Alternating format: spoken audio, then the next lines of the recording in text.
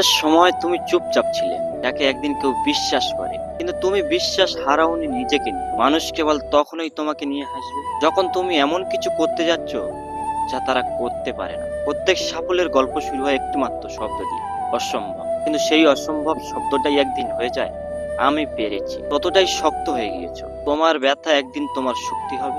রাতে যখন তুমি চুপচাপ কেঁদেছিলে, তখন তোমার ভেতরে যোদ্ধাটা বড় হচ্ছে। তুমি যতবার পড়ে গিয়েছো, ততবারই উঠে দাঁড়ানোর নতুন কারণ পেয়েছো। কেউ তোমার পেছনের লড়াইটা জানে না। একদিন তুমি বলবে, এটাই আমার গল্প, আর এটাই আমার সাফল্য। ওটা আসে হাজারো ব্যর্থতার উপরে দাঁড়িয়ে। যারা তোমার প্রতি অবিশ্বাস দেখিয়েছে, তারা আসলে নিজেদের সীমাবদ্ধতাই তোমার উপর চাপিয়েছে। তুমি শুধু তাদের ভুল প্রমাণ করো না, নিজেকে প্রমাণ করো যে তুমি পারো। তুমি যদি আজ হার না মানো, এই পৃথিবী শুধুই একটাই জিনিসকে সম্মান করে, সেটা হলো ফলাফল। তোমার ফলাফলই তোমার চিহ্ন।